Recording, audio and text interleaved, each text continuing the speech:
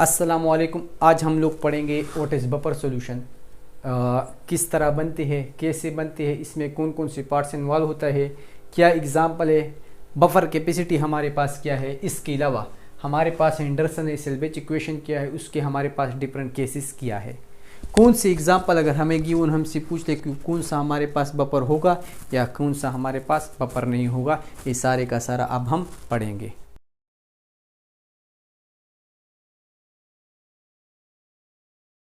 Student ask for this. अगर आपको भी किसी टॉपिक में मसला है तो हमें कमेंट कीजिए, इंशाल्लाह हम उसको जल्दी सॉल्व करेंगे। So let's start buffer solution. What is buffer solution? Buffer solution हमारे पास वो सॉल्यूशन होगा जिसमें अगर हम स्ट्रांग एसिड या स्ट्रांग बेस उस सॉल्यूशन में डाल दें तो इस सॉल्यूशन की पीएच में हमारे पास नो चेंज, मीन उस सॉल्यूशन के पीएच में हमारे पास कोई भी चेंज नहीं आएगा। तो उस सॉल्यूशन में क्या होगा, उस सॉल्यूशन को हम कहेंगे बफर सॉल्यूशन। अब ये बफर सॉल्यूशन हमारे पास कभी कभार एक कंपाउंड भी होता है, for example CH3C double bond O, CH3C double bond O NH4 या NH4CN। ये अलग सा हमारे पास बफर सॉल्यूशन है, ये अलग सा हमारे पास बफर सॉल्यूशन है। याद रखें कि हमने जो पढ़ा था कि हमारे पास ये मिक्सचर होगा, तो मिक्सचर के अलावा एक सिंपल कंपाउंड भी हो सकता है। अब जो हम पढ़ते हैं बफर सॉल्यूशन, ये बफर सॉल्यूशन हम बनाते हैं तीन चीज़ों से।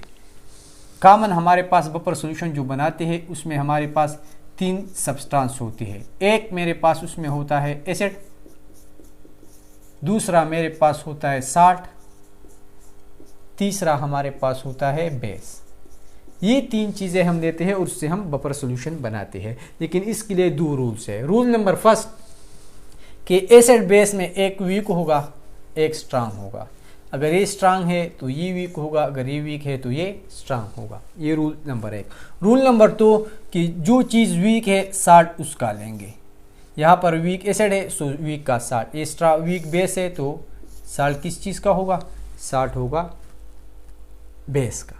इसके अलावा जब याद रखें कि जो सॉल्यूशन बफर हो और उसमें एसिड वीक हो तो वो सॉल्यूशन हमारे पास क्या होगा, एसिडिक। एसिड और बेस में जो क्वांटिटी वीक होती है सॉल्यूशन वही होता है। यहाँ पर मेरे पास बेस जो है वीक है, सो ये सॉल्यूशन को हम कहेंगे बेसिक बफर सॉल्यूशन। सही है।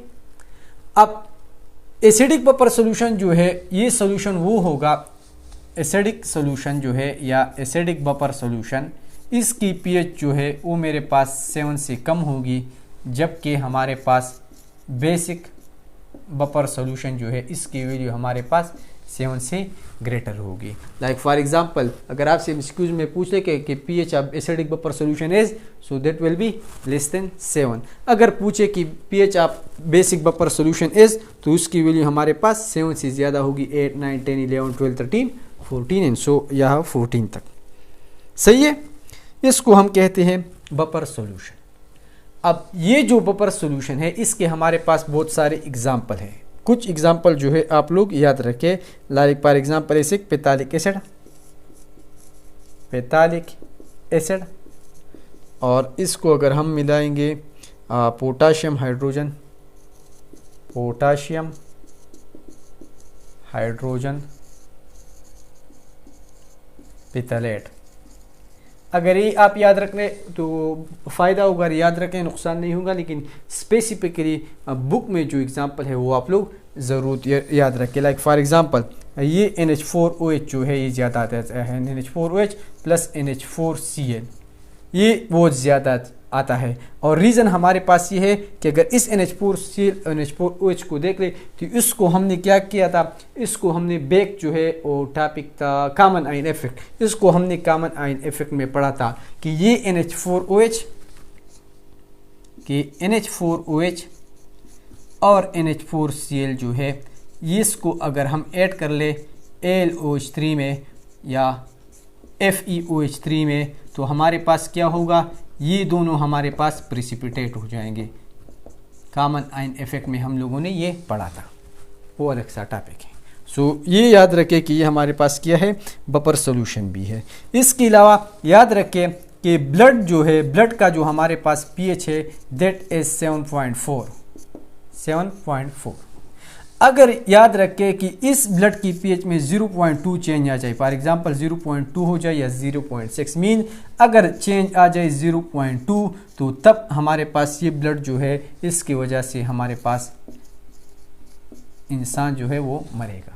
सो इतना सा छोटा सा 0.2 चेंज भी अगर आ जाए, इसी वजह से हमारे वो जो बॉडी में जो ब्लड चल रही है वो हमारे पास बफर सॉल्यूशन के, और उसकी पीएच की वैल्यू हमारे पास क्या है, वो चेंज नहीं होगी। इसके अलावा अगर हम एक चीज़ है उसको हम कहते हैं, एक डिफिनीशन है या एक प्रॉपर्टी इसको हम कहते हैं, ये हमारे पास है बफर कैपेसिटी। ये मेरे पास क्या है, बफर कैपेसिटी। बफर कैपेसिटी, हर एक बफर सॉल्यूशन की अपनी कैपेसिटी होती है। लाइक फॉर एग्जांपल इसमें आप एसिड या बेस ऐड करते जाए, एक टाइम आएगा कि उसकी पीएच जो है ज़्यादा चेंज होगी। अब हर बफर सॉल्यूशन की ये एबिलिटी डिफरेंट है। सो इसको हम कैसे फाइंड करते हैं, कि कैसे डिनोट करते हैं या कैसे डिफाइन करते हैं। अगर मैं नंबर ऑफ मोल्स या एसिड या बेस ऐड कर लूँ एक 1 लीटर सोल्यूशन में, और उसकी पीएच में जो चेंज आएगी अगर वो 1 की बराबर होगी, तो उस बफर कैपेसिटी को मैं कहूँगा कि दैट इज इक्वल टू ये नंबर ऑफ मोल जो है जितनी रिक्वायर्ड होंगी वो हमारे पास उसकी बफर कैपेसिटी होगी। अगर 2 सोल्यूशन है मेरे पास, सपोज ये एक सोल्यूशन है, ये हमारे पास दूसरा सोल्यूशन है बी। अगर मैं उसमें ये हमारे पास 1 लीटर है, ये हमारे पास 1 लीटर है, इसको अगर मैं एसिड ऐड करता जाऊँ, इसको मैं एसिड ऐड कर दूँ फॉर एग्जांपल 50 मोल, और उसका पीएच जो है चेंज हो गया, इसका पीएच चेंज हो गया, इंक्रीज हो गया 1 से। अगर मैं दूसरा सोल्यूशन है वो डिफरेंट है, उसमें ऐड कर लूँ 50, तो उसका पीएच जो है चेंज नहीं होता। अगर मैं इसमें 100 मोल ऐड कर लूँ और उसका पीएच जो है 1 से चेंज हो जाए, तो फिर हम कह सकते हैं कि यहाँ पर ज़्यादा मोल्स रिक्वायर्ड है। सो इसकी बफर कैपेसिटी आप बी जो है ये हमारे पास ज़्यादा है बफर कैपेसिटी आप ए से, क्योंकि यहाँ पर ज़्यादा मोल्स रिक्वायर्ड है इसकी पीएच को 1 से चेंज करने के लिए। सही है। So this was about buffer solution. एक और चीज़ याद रखें कि इस एसिडिक बफर सॉल्यूशन या बेसिक बफर सॉल्यूशन जो है, बफर सॉल्यूशन अगर एसिडिक बफर सॉल्यूशन हो हमारे पास या बेसिक हो, इसकी पीएच जो है या पीओएच हम फाइंड करते हैं, तो इसके लिए हम एक इक्वेशन यूज़ करते हैं that is called Henderson Hasselbalch equation. Hasselbalch equation, ये इक्वेशन हमारे पास क्या है, this equation tells us about the pH and pOH of acidic और बफर सॉल्यूशन। अगर सॉल्यूशन हमारे पास एसिडिक है तो ये इक्वेशन इस तरह होगा, pH is equal to pKa plus log salt divide by acid. अगर यही सॉल्यूशन हमारे पास बेसिक बफर सॉल्यूशन है तो फिर H के बजाय POH होगा, pKa के बजाय pKa होगा, plus log salt divide by base. सही है। यहाँ पर एसिड था क्योंकि एसिडिक सॉल्यूशन था, यहाँ पर बेस।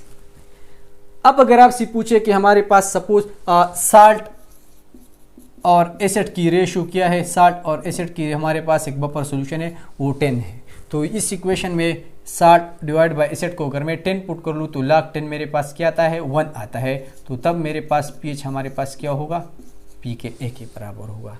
इसी तरह अगर साल्ट डिवाइड बाय बेस मेरे पास 10 के बराबर है तो log 10 हमारे पास 1 आता है, फिर pH हमारे पास क्या होगा, फिर pH मेरे पास बनेगा pKb। सो ये आप लोग याद रखें कि pH pKa की कब बराबर होगा या pOH हमारे पास pKb की कब बराबर होगा। इसी तरह अगर इसको मैं उल्टा कर लूँ कि साल्ट डिवाइड बाय एसिड मेरे पास बराबर है 1/10 या एसिड बाय साल्ट मेरे पास बराबर है 10 की, तो याद रखें कि log 1/10 हमारे पास बराबर है -1 की। सो मैं लिखूँगा pH is equal to pKa -1।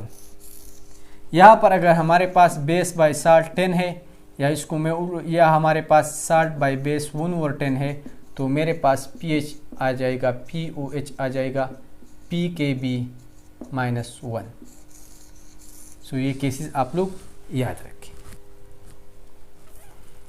अगर हमारे पास जो है साल्ट एसिड के बराबर हो, सिंपली 10 के बराबर ना हो, तो याद रखें वही सोल्यूशन हमारे पास बेस्ट बफर सोल्यूशन होता है। सही है। बेस्ट बफर सोल्यूशन हमारे पास कब होगा, बेस्ट बफर सॉल्यूशन।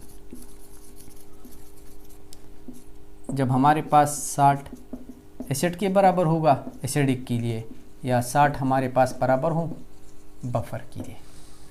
सही है।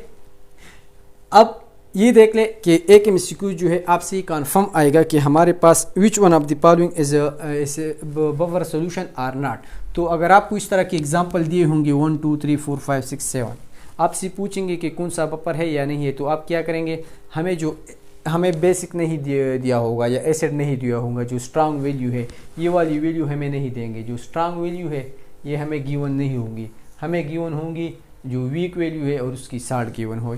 सो ये देख ले यहाँ पर CH3C डबल बॉन्ड OH हमारे पास वीक एसिड है, उसकी 60 है, तो याद रखें कि हमारे पास एसिडिक होगा। NaHCO3 वीक एसिड है और H2CO3 वीक एसिड है, NaHCO3 उसकी 60, ये वीक होगा। NH4OH वीक बेस है, ये उसकी 60 है, ये होगा। HCl हमारे पास स्ट्रांग एसिड है, उसकी 60, ये बफर नहीं होगा। HCl अगेन स्ट्रांग एसिड है, NaCl उसकी 60 है, ये बफर नहीं होगा। H2SO4 स्ट्रांग एसिड है हमारे पास, तो ये हमारे पास बफर सोल्यूशन नहीं होगा। इसी तरह के OH जो है हमारे पास क्या है, ये हमारे पास KBr और इसकी साल्ट है, तो ये हमारे पास बफर नहीं होगा, क्योंकि ये चारों हमारे पास क्या है, strong acid, strong strong strong. ये NH4OH जो है NH4O ये हमारे पास बफर सोल्यूशन होगा, और इसको मैंने आप लोगों को डिस्कस किया कि इसको हम कॉमन आयन इफेक्ट में भी यूज़ कर सकते हैं।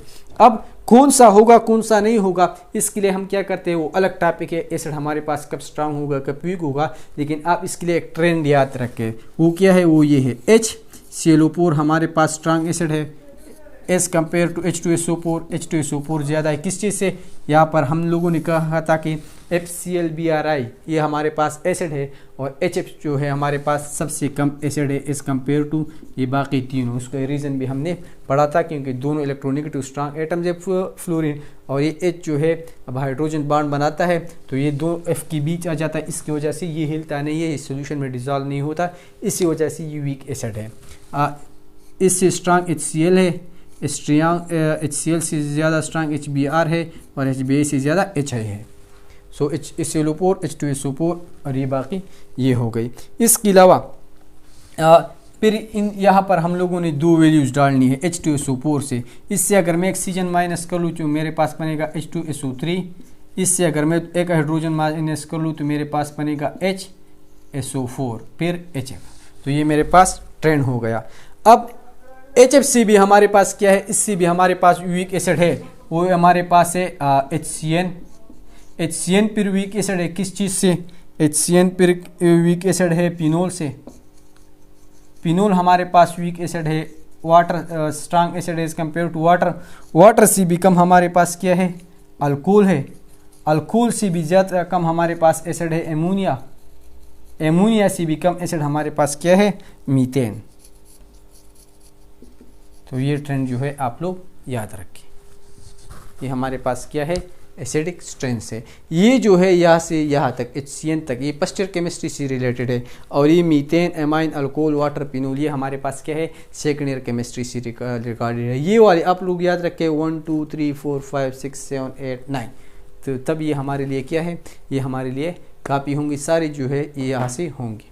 So that was all about the buffer solution. आपको स्टिल अगर कोई मसला हो तो आप लोग मुझसे व्हाट्सएप पर पूछ सकते हैं। Thank you.